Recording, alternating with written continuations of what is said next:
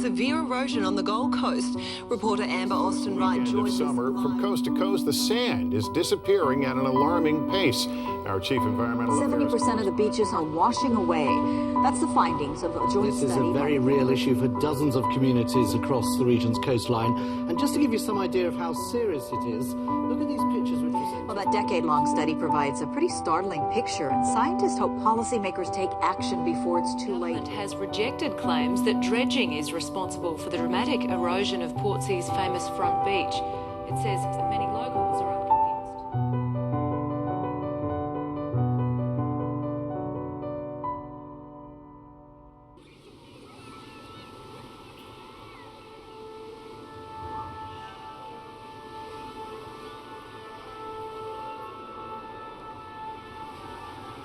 For most of us, sand conjures up images of days at the beach, relaxation, and fun. But that's about it. Once the holiday's over and we're back at the daily grind, sand is hardly worthy of attention. But will it always be there for our vacations? And is beach sand the whole story? Beyond the shoreline, what is the impact of sand on our lives? Sand is what I like to call an unsung hero of our lives, because there are just endless examples of the way in which sand intersects with our daily lives, which we are really not commonly aware of. Sand has quietly infiltrated every corner of our world. Melted and transformed into glass, it sits on every shelf. It's also the source of silicon dioxide, a mineral also found in our wines, in cleaning products and detergents, in paper, dehydrated foods, hairspray, toothpaste, cosmetics, and an astounding variety of products we use on a daily basis. But it's also a source of strategic minerals such as silica, thorium, titanium, uranium. Think about your computers, your electronics. No electronic chips can be manufactured if you do not have high-quality sand. The minerals extracted from sand are at the core of our hyper-connected society. They form a basic material for microchips, without which our computers, credit cards, bank machines, cell phones, and many other devices would not exist. When you travel in a plane from one place to another, you don't really think that sand has gone into it. In our planes and most other means of transport, sand is everywhere. In the plastics, in the lightweight alloys of the fuselage and jet engines, in the paint, and even in the tires. It's almost become like air. The air we breathe, we don't think too much about it, but you can't live without it. But our addiction goes much further. Sand is an elementary particle that is the foundation of our modern development. Of course, one of the major areas of consumption of sand is construction. For the last 150 years, sand, mixed with cement, has built our infrastructure and sculpted the contours of our urban landscape. Ce qui va vraiment révolutionner la construction et donner la marque visuelle du XXe siècle, le bétonnage systématique, comme on dit, c'est l'invention du béton armé. Et le béton armé, en fait, permet de supporter des charges très très importantes, à une résistance à la flexion qui est très très importante également, à la traction. C'est le matériau idéal.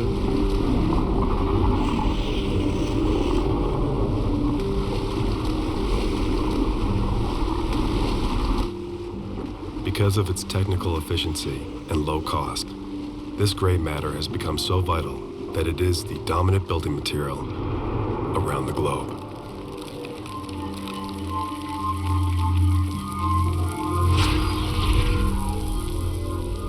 Sur la planète, les 2/3 de ce qui est construit est en béton armé. Le béton armé, il est constitué de sable et de ciment, de 2/3 de sable. Donc on peut imaginer la quantité que représente le sable dans notre vie et notre environnement.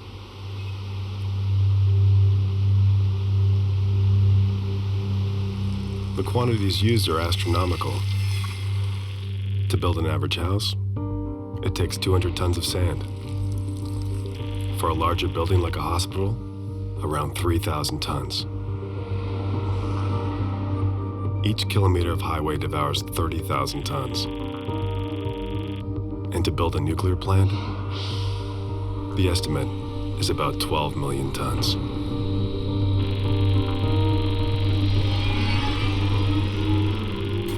Global production of sand exceeds 15 billion tons per year. And that is a quantity that is so huge that is beyond imagination. How much is 15 billion tons per year? You don't know, because no other resource is used in such vast quantities as sand, maybe with the exception of water.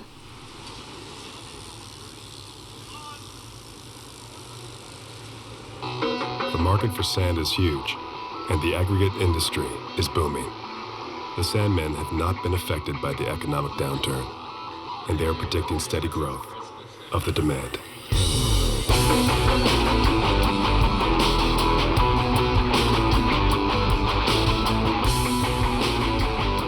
Behind air and water, sand is the most used commodity in the world. Business is doing very good. I think it is going to grow in the future, and the reason for it is people still traveling down the roads. They got to be replaced. Bridges have to be replaced. People still want to have nice houses, office buildings. But this optimism has a serious downside, since meeting the need is not always an easy task. Sand is not something that's easily found like you might think it is. It used to be that you'd have a sand and gravel deposit, and you'd simply go and dig it up out of the ground, so you'd have sand to make your roads, bridges, and buildings out of.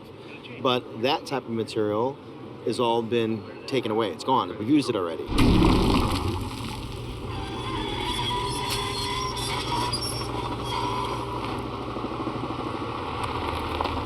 Toutes les ressources faciles à exploiter et pas chères, je pense qu'elles sont à l'heure actuelle exploitées. On a commencé à exploiter le sable dans les rivières. Bon, après, on s'est aperçu que ça pouvait éventuellement contribuer à plus de crues. On a arrêté aussi d'exploiter dans les carrières à ciel ouvert parce que, en termes de paysage, c'était un petit peu dégradant. Donc maintenant, on se tourne vers la mer en se disant, la mer, de toute façon, on ne va pas changer le paysage. La mer, c'est immense, il y a énormément de sable. Donc on commence à s'apercevoir que non, là aussi, ça pose des problèmes.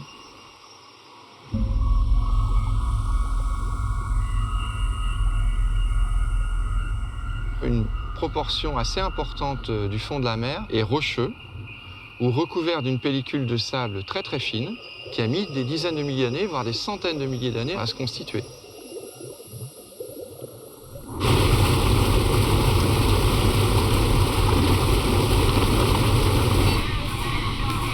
Oh yeah, everything's good to go. Just say that drum put itself up. From now on, most of the sand required to satisfy our bloated appetite will be found beneath the ocean. And the workhorse of the industry is a dredger, a giant tanker equipped with a suction arm that can pump huge quantities of sand to the surface.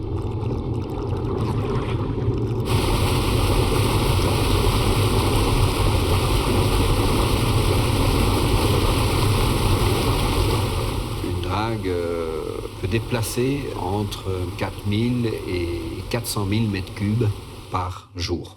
Ça dépend de la type d'engin, du type de chantier. Et là, on parle d'un bateau. D'un bateau seul. Chaque drague équivaut à un investissement de l'ordre de 20 à 150 millions d'euros.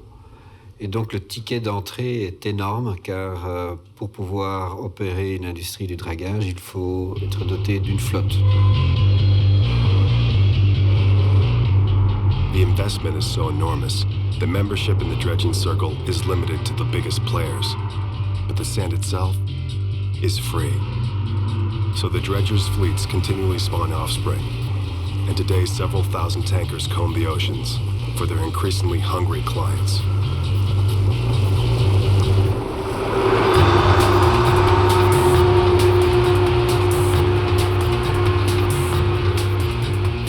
Is an astonishing example of this appetite. Within a few decades, this fishing village has morphed into a mecca of modern architecture. It's a sandbox for developers where no fantasy is too grandiose. But Dubai's delusion of grandeur swallows up a lot of sand. We're using huge volumes of sand in construction projects, concrete, and indeed just making more land, as Dubai has been doing with the artificially constructed islands. Dubai's landfills are even bigger consumers of sand than concrete. With a booming economy, the Emirate launched an ambitious expansion project, the Palm. Ça s'est développé essentiellement après 2000, lorsque les prix des terrains à construire se sont envolés. À ce moment-là, ils ont découvert qu'il était moins cher de construire une île artificielle que d'acheter un terrain à terre. C'est étonnant, mais c'est un résultat des spéculations sur les terrains à bâtir. The self-proclaimed eighth wonder of the world cost over $12 billion and devoured more than 150 million tons of sand, dredged from Dubai's coastline. With the giant palm still under construction, Dubai, flying high in the seemingly endless supply of money and sand, embarked on an even more extravagant project. The world.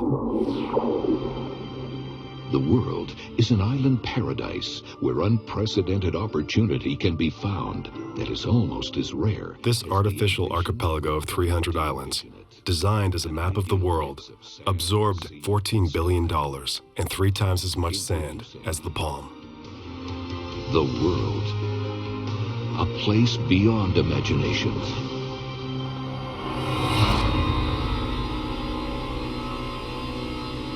Today, the world is a mirage. It's strictly forbidden to approach or photograph the artificial islands. The worksite has been abandoned since the onset of the financial crisis in 2008. Deserted islands now parch in the sun, awaiting the uncertain day when millionaire buyers will again descend on Dubai and restore its glory. For Nikhil, the corporation managing the palm in the world, the crisis is more than financial. Overdevelopment has totally liquidated Dubai's natural sand resources. Without sand, the Emirate with a construction addiction has reached an impasse. And you think, well, fine, of course, Dubai's on the edge of the desert. They've got all the sand they need. Like all the Gulf states, Dubai has sand everywhere.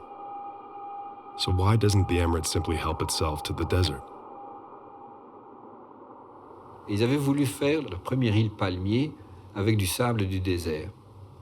Mais très vite, ils ont dû abandonner cette idée. Ils ont découvert que c'était une catastrophe. Desert sand is the wrong kind of sand for building artificial islands. Why? Because desert sand, all the grains have been blown around by the wind and is typically very round and very smooth. If you want to use it to build an island, they don't stick together. You need sand that is more angular, it's rougher edge sand that naturally sticks together. The shape of desert sand grains makes it useless for any kind of construction. On the contrary, sea sand has the rough structure that is needed. But as Dubai has shown, it's in limited supply. Sand is not a sustainable resource. Although its stock is exhausted, Dubai has not given up. Half a world away, there's a supply crucial to its building fever. La grande ironie par rapport au problème de Dubaï est le fait que ce pays entouré de sable de désert, inutilisable pour la construction, a dû importer du sable d'Australie pour construire leur Burj Khalifa, la tour la plus grande du monde. We have a saying in English which is selling sand to the Arabs, which is obviously a joke, but it seems that that's actually come true in the case of Dubai. Dubai's sand crisis is not the only one. It's just one example of a global trend.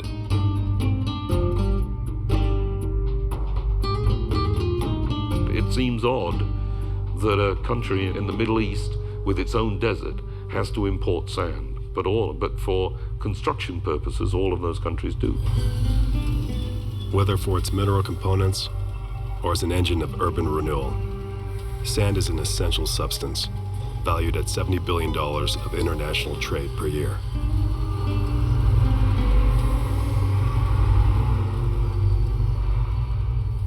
3,500 Australian companies export sand to the Arabian Peninsula. Their profits have tripled in 20 years, and today's sand is an annual jackpot of $5 billion for Australia. Sand can have a strong impact on a region's economy. As more and more countries suffer from its overexploitation, the market is booming. They're reliant on importing sand from other areas.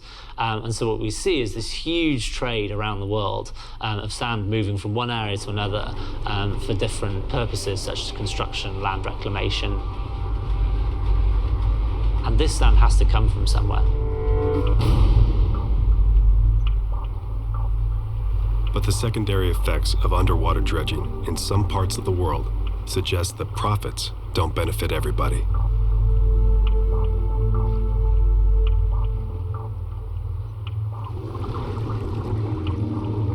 As you dredge up the sand, of course, all the animals and plants that are on the seafloor, they will all be dredged up as well. And therefore, whatever living communities are there will just be eliminated. They also contribute to the food chain in the water column above them, so that you have some fish that are swimming in the water column, going down to the bottom, feeding on these organisms. Sand is the primary link in the underwater food chain, and the survival of all species, from the smallest to the largest, depends on this ecosystem.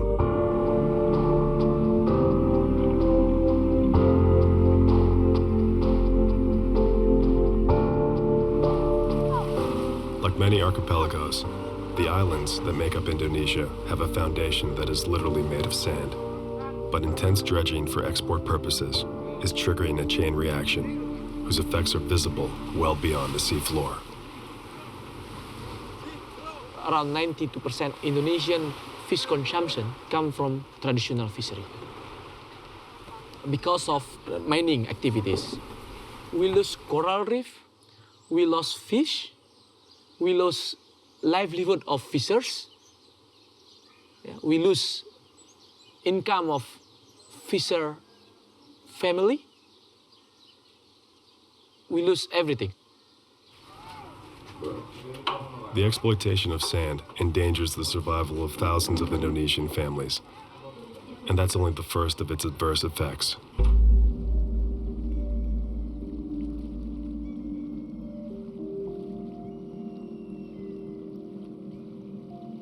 If you have an island made of sand, it's only there because of conspiracy of natural processes, wind, waves, water currents, time of year, and so on.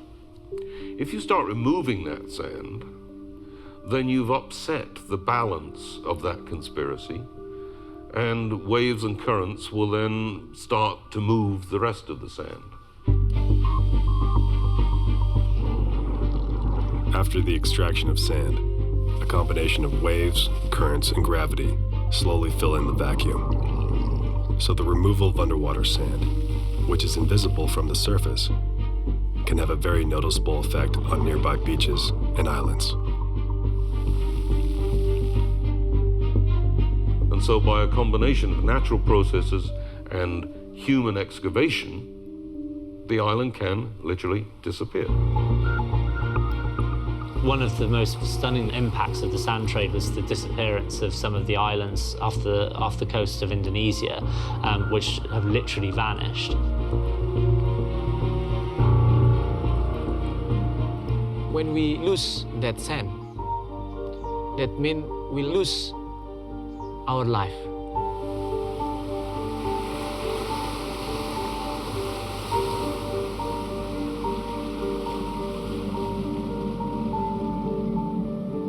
Once an island disappears, the international maritime boundary changes, or is required to.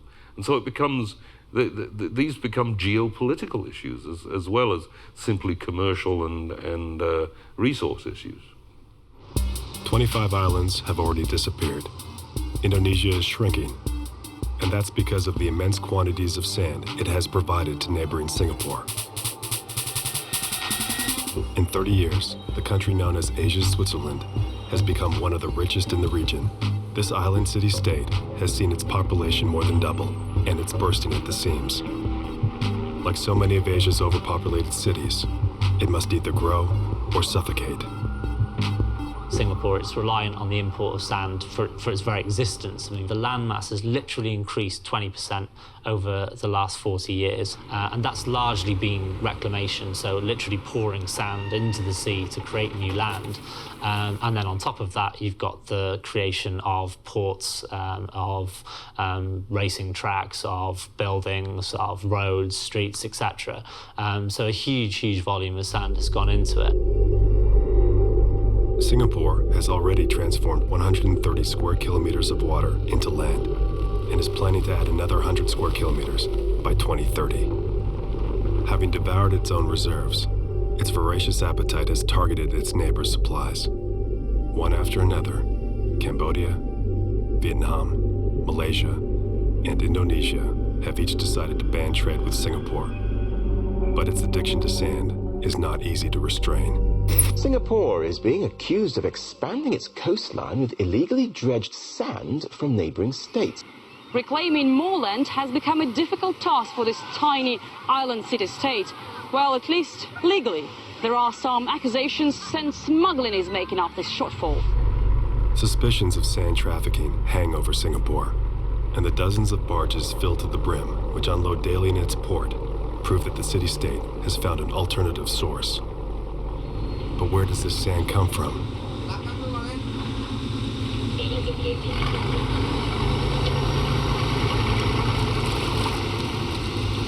How many tons here? Plus 3,000 tons. And you come here every day, every week? Today one trip. 2 day one trip. Jar, tadi depan dulu Jar. This one is from Indonesia also? No, Cambodia. Cambodia? Cambodia, here. Here, Cambodia. Cambodia? This one transit Vietnam. Oh, and you Indonesia? $1.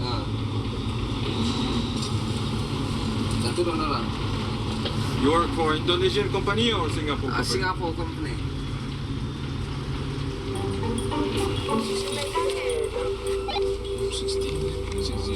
This is not a company, no? This is the address, 60 Trust Street. We thought that in this address there was investments on real estate and company. This is the Pilates place. Okay, thank you. Bye-bye.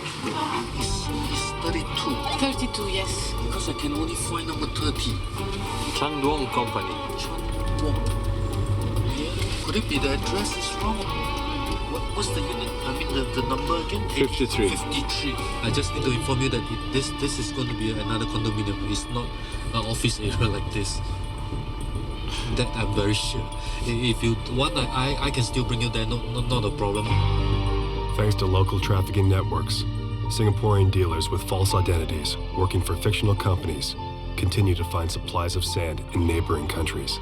They flout the law with the tacit support of the government, their most loyal client. The sand trade in Singapore is hugely hypocritical. It's a massive hypocrisy as far as we're concerned. The state has billed itself as a environmental leader in the region, particularly within ASEAN. They've held global summits, but their companies who are bringing imports for their country contribute to human rights violations, environmental degradation, and damage the livelihoods of local people.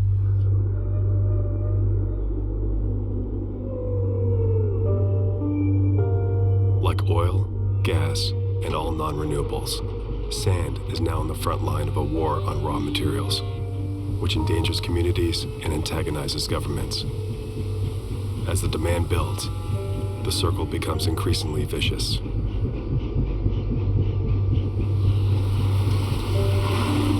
Le sable est une mine d'or. C'est la nouvelle bataille. Les réserves se raréfient. Qui dit raréfaction des réserves, dit flambée des prix, demande exacerbée, appétit insatiable, mafia.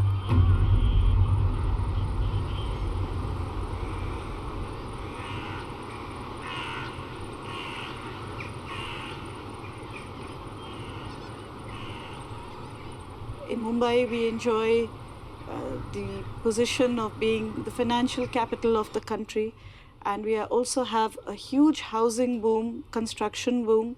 That's because of the influx of so many new people into the city.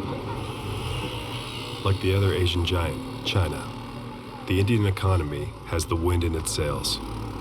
Rural people hoping for a better life are squeezing into the large cities. And as the urban population explodes, construction must keep up with the pace. In today's economy, particularly in Asia, the rate of construction is phenomenal, and therefore the rate of consumption of sand is phenomenal. And the value of sand is such that it's a commercial commodity that is smuggled. I mean, it's a big business, is smuggling sand, which I don't think most of us would instinctively think about. The Sand Mafia is the most powerful criminal organization in India. It uses blackmail and violence to enforce the loyalty of the local populace. And way beyond the extraction sites, its influence reaches into all the spheres of power. A lot of the people who control the Sand Mafia also control a lot of the construction materials businesses in Bombay, as well as the constructions themselves. In addition to that, they also control the administration through their political contacts. So that just completes the whole value chain, right from extraction to construction, the profits in each part of it, the administration, and the police. Under the eyes of corrupt authorities, the sand pirates ply their trade in broad daylight at more than 8,000 dredging sites scattered across the coasts and riverbanks of the subcontinent. And Asia is not the only region torn apart by the sand wars. The demand for that resource is such that the illegal excavation and commerce in sand is a worldwide problem.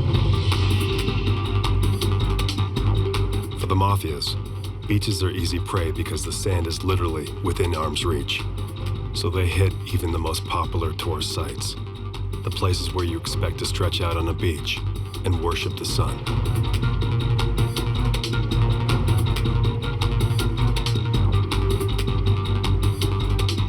Le pillage du sable touche tous les pays, tous les continents.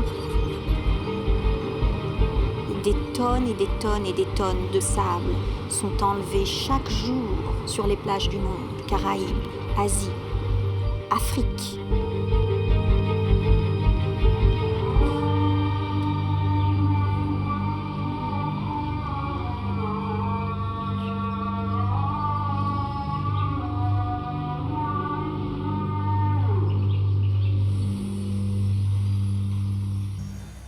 The general climate, combined with the competitive real estate market, have made the Moroccan seacoast a popular destination.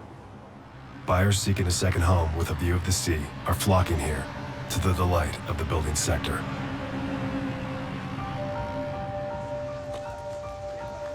But on the beaches, the scene is not really what you expect in a seaside resort.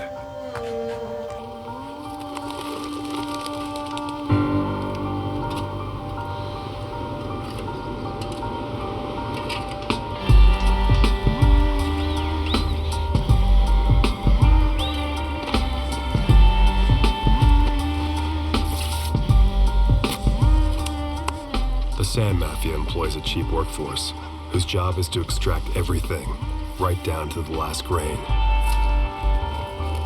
Le sable volé représente à ce jour aux alentours de 40% à 45%, chose qui est énorme, et c'est un véritable fiasco écologique parce que le sable volé provient essentiellement des plages. Ce prélèvement est fait continuellement à longueur d'année. على أبانينا وأجدادنا وهالوثائق هالوثائق ها هم هالملكية اللهم هذا منكر ها هي دابا أنا كنهضر معاك وأنا خايف لأن كل هلاوة خايف لا يقتلوني هاد الناس اللهم هذا منكر خسروا الطبيعة كانت بحال كويا ها قالك عيدوز السياج عيدوز السياج وعيدوز هادي بزز منكم هادشي معقول هادشي عندنا عرضة من الحجرة من تقوم إلى الموت كرايبة كلك حلو عليها الله ينصر الحق الله ينصر الحق.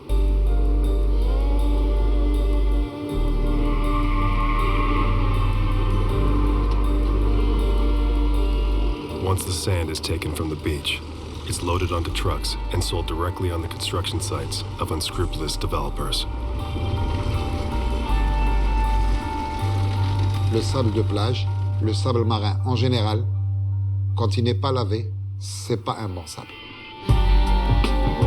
If it's not properly rinsed in fresh water before being added to cement, sand mixed with salt water is highly corrosive.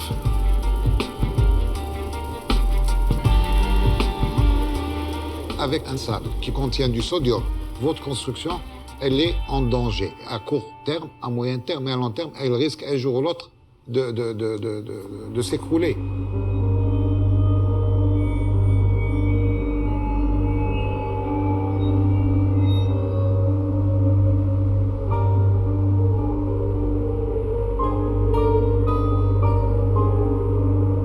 Que ce soit sur la Méditerranée ou l'Atlantique, ce pillage, il a détruit nos plages.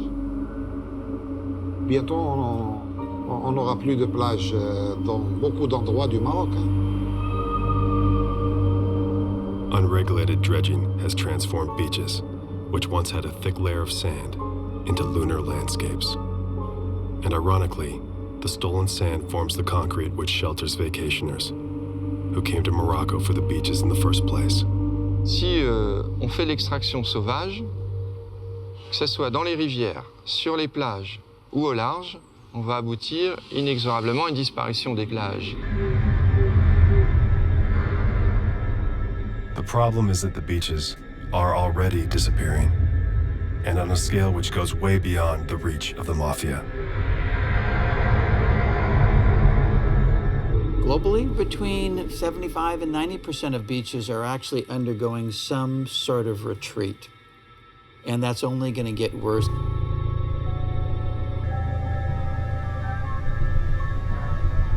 All the beaches on the planet are shrinking, and the trend is accelerating. Just 2 years ago, there was a row of houses here, I think about 8 houses from about here all the way down to the condo. And those houses, they were underwater. The shoreline was going right past them. So they ended up taking them out. So these houses here, which are on the beachfront, we're row number 2. And I suspect that these houses won't be here in 5 years.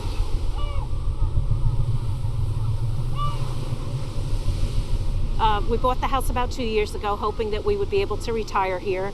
But from here, you could see how much sand we've lost underneath the house, because it was up to level with the cement, but of course it went out into the ocean. So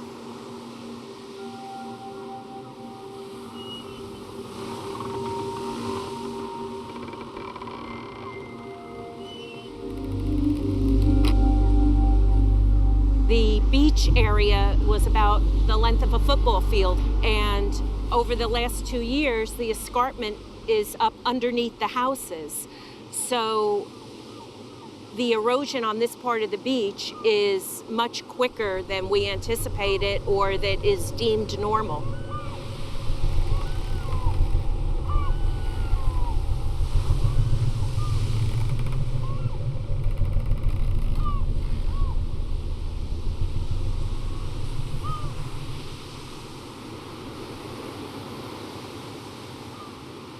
If you have an eroding beach, what is the problem? Not the symptom. The symptom is the beach is eroding. But what is the problem? What's causing that? It's us. Sand dredging is only one piece of a vicious cycle, which leads to the disappearance of beaches. While nature plays a role in the erosion, its effects are multiplied by humans. Back in the 60s, the ocean wasn't really a desirable place to be. People didn't really want to live right there, right near where the waves were.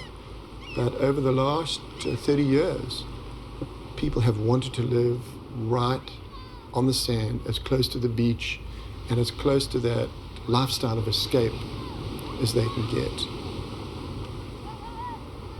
there's development, there's progress, but it has to be responsible and it has to be managed. And there has to be a tremendous amount of care taken with this amazing organism that we call the beach.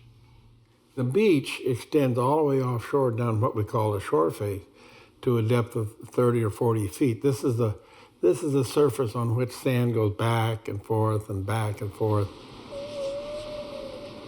I like to think the beaches are thinking things, that they're doing the smart thing. They're flattening out to protect themselves, to preserve themselves. So that's smartness. As part of the natural cycle, beaches adjust to the seasonal changes. In summer, beaches grow thicker, and in winter, they recede and level off to better absorb the energy of the waves. To survive the ocean's assault, beaches must have enough space behind them. But we build too close to the shore. So with nowhere to go, beaches are overcome by the waves, which carry their sand out to sea. Where humans have intervened and we've built structures, a wall, concrete, seawall, a highway, a hotel, a parking lot, the beach can't move back, and we see long-term beach loss.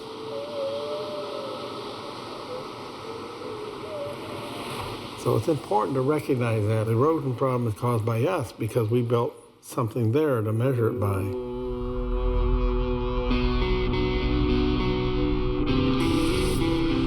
We are drawn to coastlines. Today, 3/4 of the largest cities and half the world population are on a coast. As the population growth accelerates, the world's hyper-urbanized coastlines increase in density. By 2025, 3/4 of the world's inhabitants will live near the ocean. And those thin ribbons of sand which surround the continents are feeling the pressure.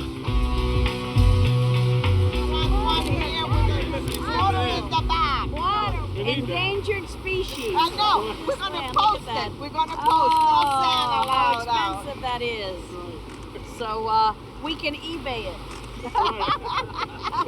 How much do we get for domestic sand? I don't know. 3 years from now. 3 years from now, this will be gold. Right. If we think back, we should have never allowed these big buildings so close to the water. And I hope that we learn from that. But now we're here, we have this, and we have to figure out how to make projects to have a beach that is wider, and that's what brings tourists to Miami Beach. When you think about the economy of Florida, it thrives on beaches. When people think of Florida, they think of sandy beaches, and you can't have sandy beaches without sand. In Florida, 9 out of 10 beaches are in the process of disappearing, along with the future livelihood of those who depend on this economic engine. We have progressively been losing a lot of sand, and it causes difficulties for us with our hotel guests and our residents because they have no place to really enjoy the beach. So obviously it's our livelihood. We depend on the beach to be able to maintain the hotel open. Each year, 1/3 of the planet's tourists head for the beach. Beaches feed the hotel industry, as well as recreation, transportation, food services, and a multitude of other sectors. In some areas, almost half the GDP depends directly on beaches. Letting them disappear is out of the question. So what we're trying to do is try to mitigate those problems, try to lessen the impact, and that's why we have to take these unnatural acts of pumping sand into the beaches. To keep their beaches viable, cities that can afford it invest astronomical sums in beach replenishment therapy. A dredge pumps sand from the ocean floor and pours it onto the beach. Some people see this as a solution. Others see it as a Band-Aid, which only treats the symptom. They dredge it and put it up the beach and say, this is beach nourishment, but it's just another hole. Those big machines, that when they go take this sand, they're in killing. Everything within that sand is ground up, put into a pipe, crushed, moved, and then it comes out and pumped on a beach. Well, the life forms in that part of the beach aren't prepared to be buried alive and suffocated. It's a killing process for the sake of dollars. Today, it's multi-billion dollars being spent just in the state alone. And guess what? They're not curing anything. Our problems are getting worse. If there's no sand there naturally, or the sand will not stay, why should it stay there? Because we took it out of a truck or a ship. And we did a project like that in California, and most of the sand, this was a $17.5 million project, most of the sand was gone within a year.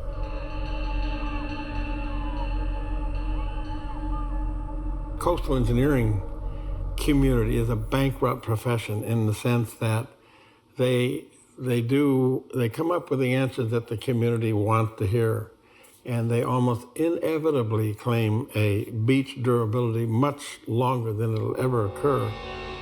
Beach replenishment is a temporary remedy. After a year or two, the sand is washed out to sea, and the whole process must be started again from scratch. Nonetheless, this method is highly popular, to the delight of the dredging companies. It's a matter of big money, big influence, greed. It's not a pleasant scene to see. You see this beautiful beach, but behind it is something that's not so pleasant. In a desperate maneuver to try to trap the sand on the beaches, coastal engineers are advocating the construction of dikes, breakwaters, and all sorts of other structures. But sand cannot be so easily tamed. Every grain of sand that's constantly on the move by the waves. And it's not just moving up and down the beach, it's moving along the beach. And so the constant movement of sand is not necessarily always cooperating with the way we want the place to be. It will fill up our harbors, or it will wash away from beaches where we like tourists to come. And so that balance is something that we are automatically changing just by building a harbor, or by building a seawall around that extends out from the beach. We build a wall to contain sand, to keep it on our beach. What do? We stop the sand from supplying our neighbor's beach. So our neighbor then builds another wall in order to contain the little sand they do get. And so the whole problem escalates. The tragedy is that people are just not aware. They are not aware that an action here is going to have a reaction somewhere else. So we all have to be very careful when it comes to redeveloping the coastline. We have a responsibility because we don't want these great, wonderful treasures that we want to share with our children to disappear because of greed, because of irresponsibility, and because of just not damn paying attention. So humans have definitely impacted the shoreline in many ways, and with good purposes or good intent. We want to protect our property, we want to build harbors for ships, but all of our structures have impacts. And we cannot, in the long run, win. So most structures, ultimately, anything we build is going to fail. Despite all our efforts, the investment of astronomical capital, and the construction of colossal barriers, sand continues to slip through our fingers. To understand the causes of this global crisis, you have to look for the source of 90% of the world's sea sand, often a long way from the beaches. Most of the natural sand in Florida came down through the Carolinas and Georgia and perhaps even Virginia. You know, a lot of the major rivers and things like that drain from the Appalachian Mountains. So, you know, geologically, that's the source of this salacious sand.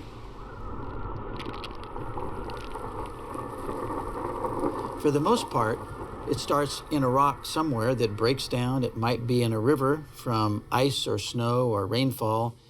And as that grain comes out of the granite or the sandstone, it gets into a small stream and then a larger river. And in a normal world, ultimately, will work its way all the way to the shoreline.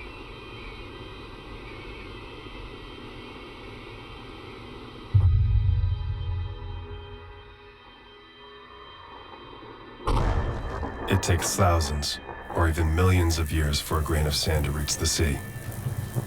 And it's a journey full of pitfalls.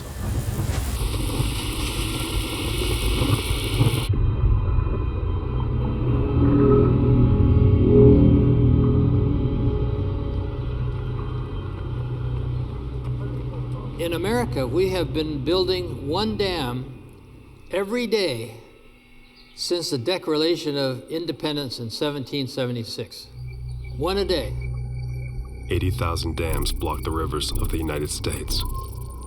In China, where the demand for energy is exploding, dams are popping up everywhere, so that by 2020, not a single waterway will reach the sea.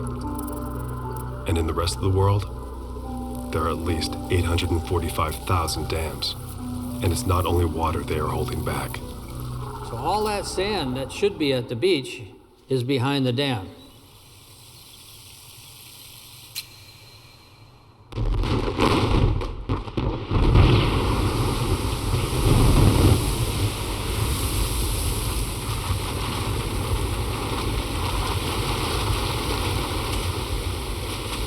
One quarter of the sand reserves of the planet are hostage to these dams, and the sand that makes it beyond the dams will run into another trap: river dredging.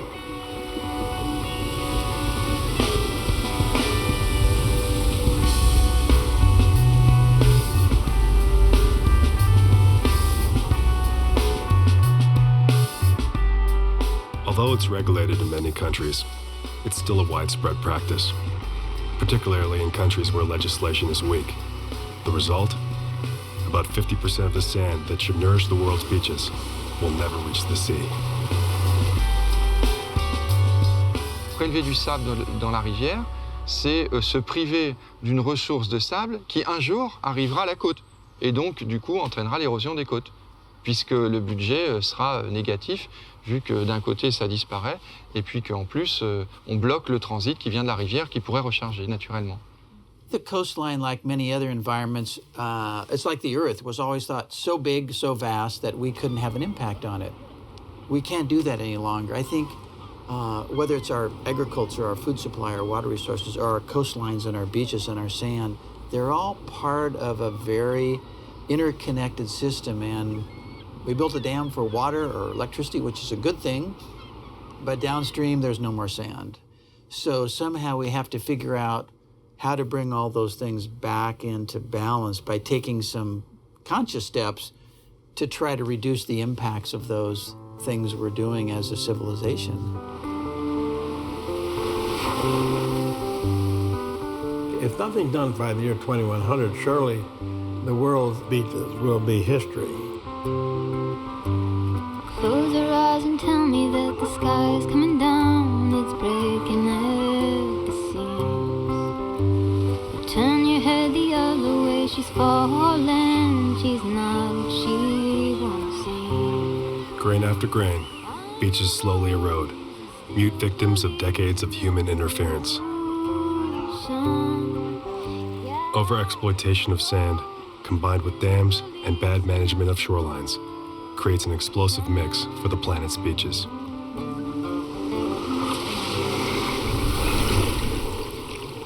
If you add the rising level of the ocean, you get an ecological time bomb.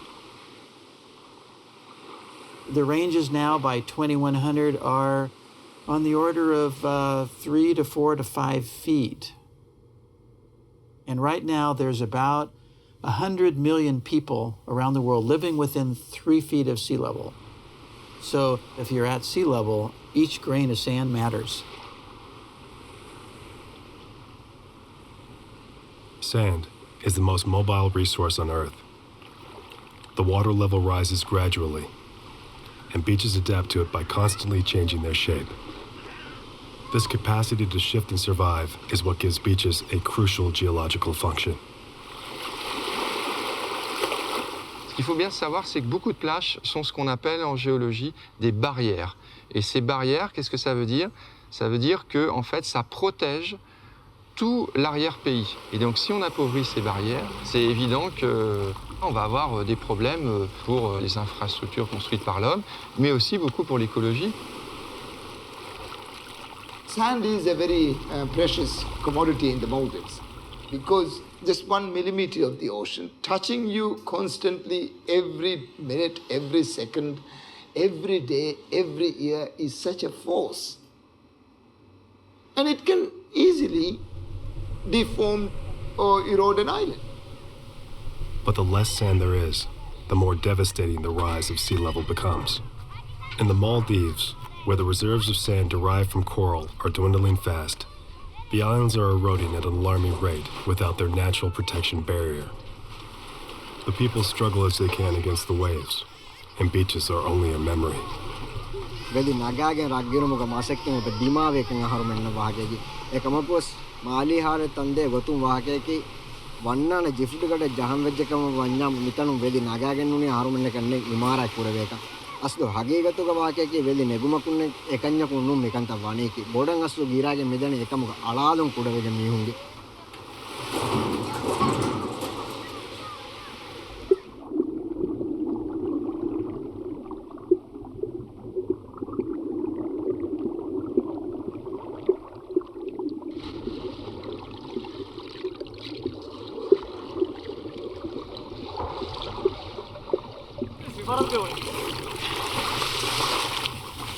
In the Maldives, as elsewhere, human activity is to blame for the beach's disappearance. Traditionally, sand gatherers dive for it in the lagoons around the islands and sell it to developers. This has already forced the evacuation of several hundred islands, and now the future of a whole population is under threat. We have been in the middle of the Indian Ocean for the last 5,000 years. We have a written history that goes back 2,000 years. We can't just die. Today, the most vulnerable islands are deserted, and climate refugees are crowded onto larger and better protected islands. Malé, the capital, is already overpopulated, and new houses are being crammed together to meet the demand.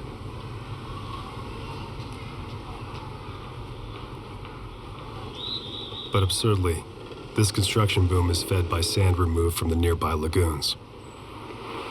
It's the very same sand that is supposed to protect the islands and their inhabitants from rising water levels. The sea rise, it's just going to happen a lot more quickly without sand.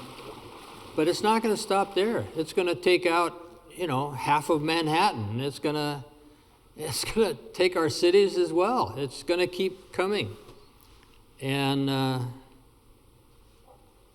the sand is our barricade. And we have to understand that.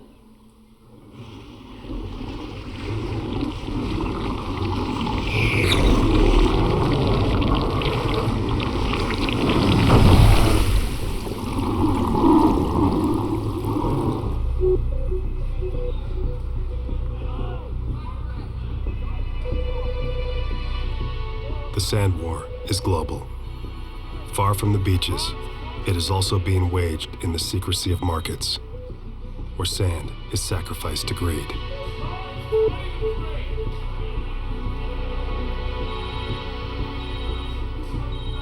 The prices of houses are completely unaffordable already to most people.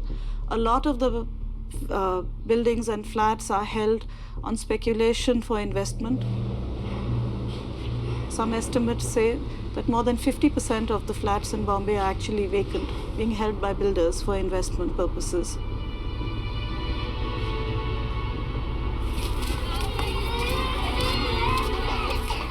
Prices shoot up, the common man's unable to afford houses.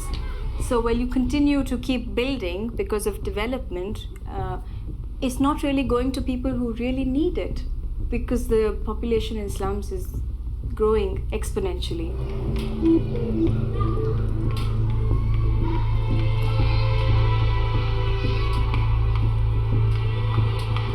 Bombay is not an isolated case. We've never built on such a scale, but at the same time, housing has never been less available. We've created a frightening paradox. 1/3 of the urban population now lives in slums, while ghost cities and empty apartments are built all over the world. In China, 65 million flats are empty, yet the construction industry is flourishing, swallowing up 1/4 of the sand extracted on the planet. Spain holds the unfortunate record as the European country most addicted to sand, and as it turns out, for no purpose. In the midst of an unprecedented housing crisis, 30% of the homes constructed since 1996 sit empty. Entire airports have been built without seeing a single passenger. And in Dubai, the Emirate continues to build and import sand, even if 90% of the apartments in the Burj Khalifa are vacant. Once you've taken a bucket full of sand and you've put it into a concrete block to build a building, you've locked it away. That bucket of sand is no longer an available resource.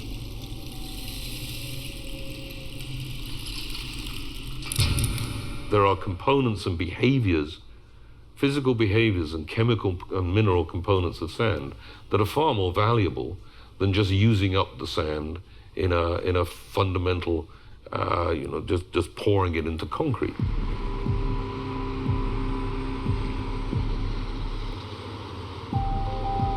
But sadly, real estate speculation doesn't hold the monopoly on the wasting of sand. Governments are also to blame. Lorsqu'on construit une autoroute, on prend le plus beau sable de mer parce que c'est ce qui coûte le moins cher. Et donc, lorsque vous regardez toutes les autoroutes, eh bien, vous avez sous les autoroutes toutes les plages du monde.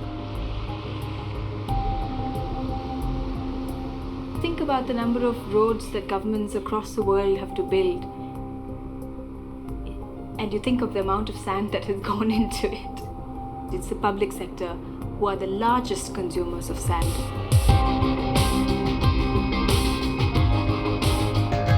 The leading consumer of sand is always the state. So there's an obligation for the politicians to act, to introduce regulations that will benefit the majority of citizens. But is sand on the list of our leaders' priorities? In the developing world, on deforestation, on climate change, on the reform of the agricultural common policy, on the common fisheries policy, on land grab, on natural resources, and on access to water. Without coherence... Very often you find that you need a problem to get a lot worse before it's going to get on the agenda. We talk about water because we know there's a major problem with that right now in Europe. And we have had the debate on that. We've had the policy. We're implementing a policy. On soil, we're still having the debate. On sands, we're not having the debate.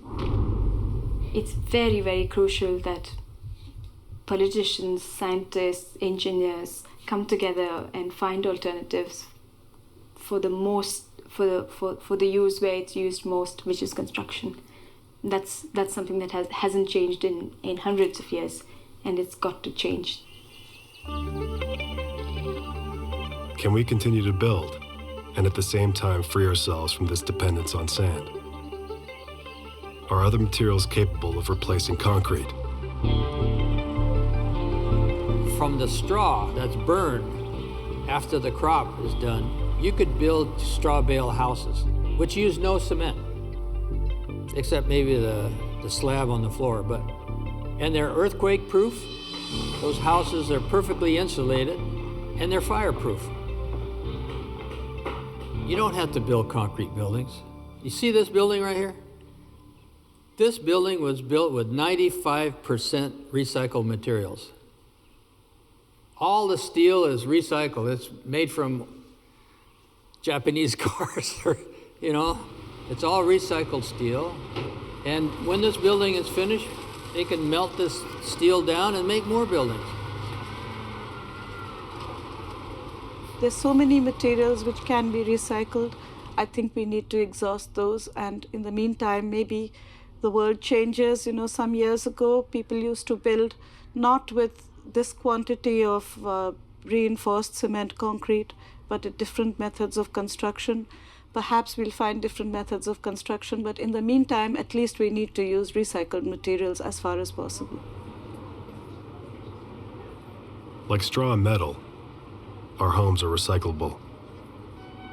And rubble can be reused to build roads or new housing projects.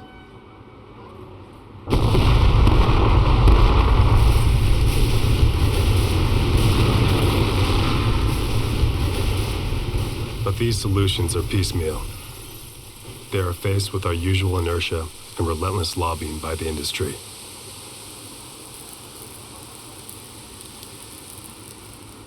On est accro au béton, même si on ne l'aime pas. On ne peut pas y échapper. On ne peut pas y échapper parce que l'infrastructure économique et productive, c'est-à-dire les entrepreneurs, le tissu entrepreneurial, c'est eux qui fabriquent.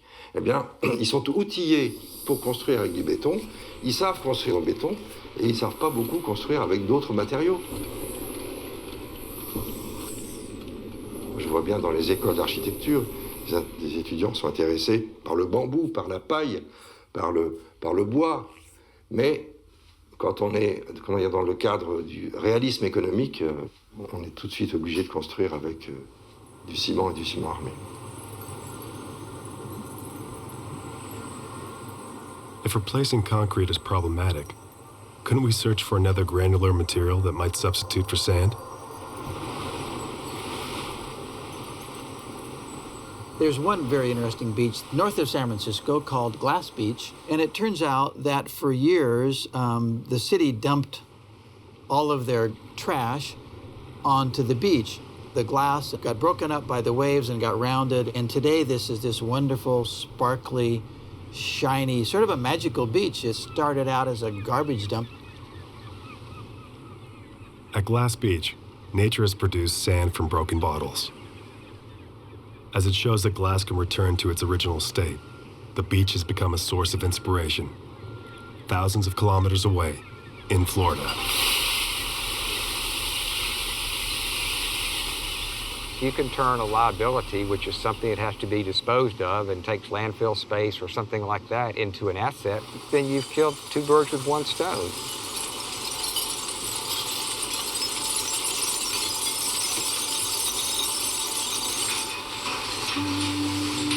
I think everybody realized that glass is made out of sand, and if people started scratching their heads and say, well, maybe that's a good use of it to return it to sand.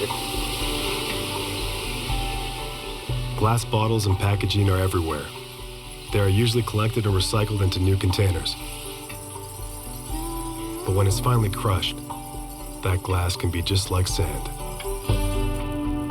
It's got all of the physical characteristics. It's as uncontaminated and pure as regular beach sand. It not only looks like sand, but it behaves exactly like sand, so it is sand. I mean, there's no reason to expect a difference.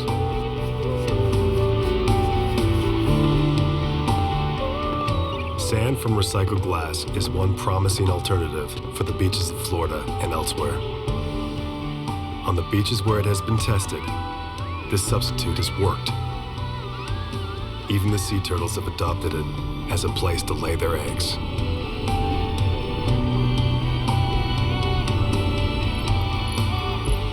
As much as 1/4 of the glass that we throw away is not recycled and ends up in a dump. Crushed, it could be a perfect component in the making of concrete. But compared to natural sand, this sand has a price tag. When sand begins to cost higher, maybe other sources can compete with it. Other alternatives can compete with it. Right now, there is no competition. You cannot compete with something that is already at rock bottom pricing. As sand alternatives and new construction methods struggle to gain legitimacy, the sand gold rush is gaining speed, and more battlefronts are appearing. On the coast of Brittany, hundreds of families survive by traditional fishing, in harmony with nature's cycles. But today, the fishermen are angry. A multinational with a thirst for sand plans to exploit the ocean floor, destroying their livelihoods. And it intends to remove this sand from an area protected by the Natura 2000 European Eco-Label, where navigation and fishing are strictly regulated. On n'a pas le droit ni de dragage, ni chalutage, donc on n'a pas le droit de passer le râteau si on veut, quoi. Et là, à ce moment-là, eux, ils viendraient au bulldozer, quoi. Grosso modo, c'est ça, quoi. Alors, de quel droit on peut faire ça, quoi? De quel droit? Là, c'est une société qui va enlever du sable pour faire des gros bénéfices. Ça, bon, si c'est pas impactant sur notre boulot ou l'environnement, pourquoi pas? Moi, qu'ils fassent du bénéfice, c'est très bien. Mais là, ça gêne tout le monde. On n'en veut pas.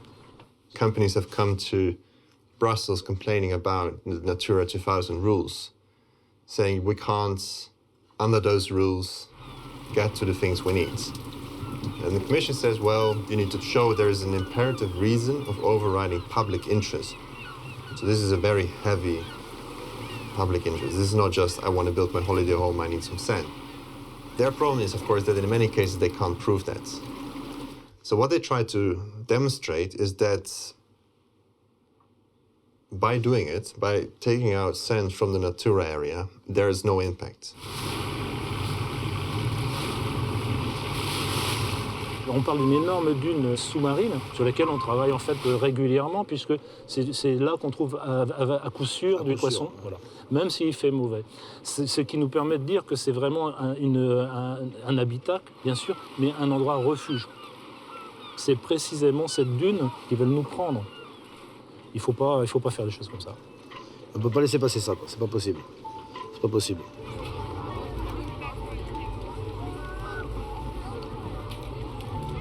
Au nom de quoi nous enlève-t-on ce sable? Ce sable n'appartient à personne. Nous l'avons reçu en partage de ceux qui nous ont précédés et nous devons le rendre à ceux qui vont nous suivre.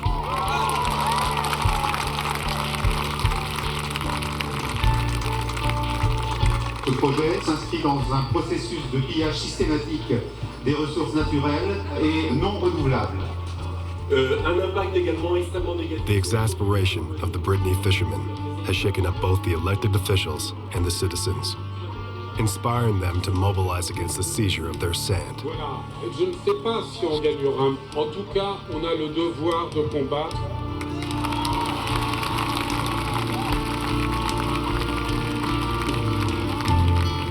Bonjour à tous. Donc moi je suis pas tellement habitué à faire des discours parce que je suis donc marin-pêcheur sur Trébertin, mon bateau est là. On ne voudrait pas que notre travail et notre site de travail soient sacrifiés pour des sociétés qui ne cherchent à venir à Trébertin que pour faire des profits, pour exporter du sable en Angleterre ou je ne sais où.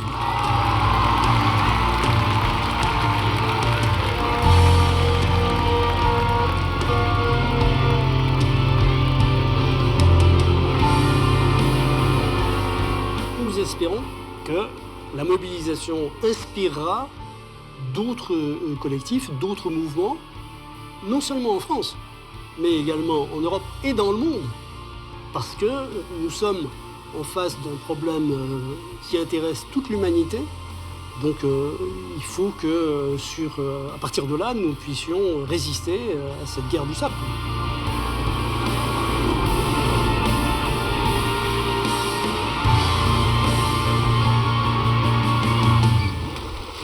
Once people know, once people understand what the issue is and how important it is, whether it's each grain of sand on that beach or the importance of that beach and their community to their lives and their community, I think there's hope.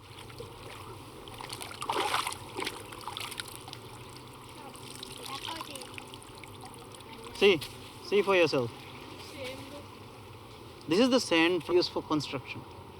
This sand has been taken from where? From the beaches. So as much as they take this sand, the soil erosion will be more and this will have a very serious impact on our island.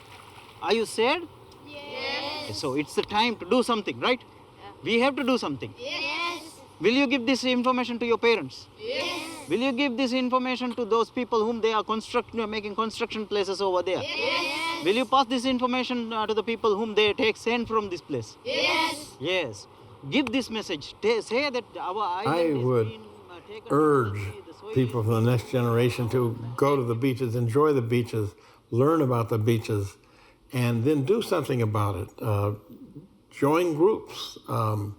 Urge your government representatives. Let's not let the beaches disappear.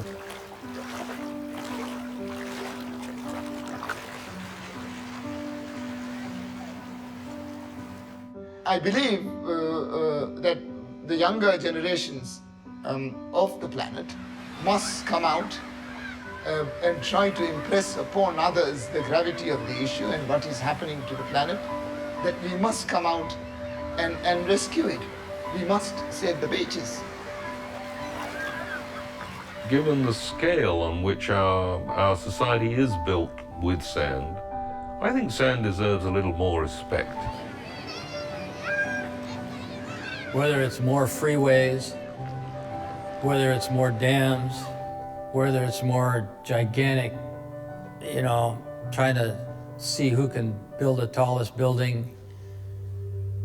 We got to get away from these gigantic schemes and get back to a simpler way of living.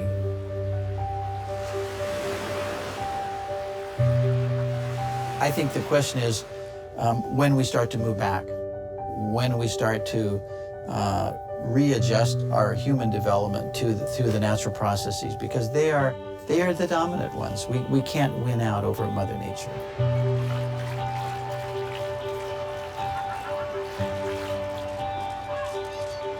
There have been tremendous environmental victories. At the beach itself, it's been left to fight for itself. Maybe it needs us to fight for it. The fate of beaches is not cast in concrete. Perhaps the day will come when we see beaches with fresh eyes, conscious of their uniqueness and fragility, that every grain of sand plays a role on the planet and in our lives.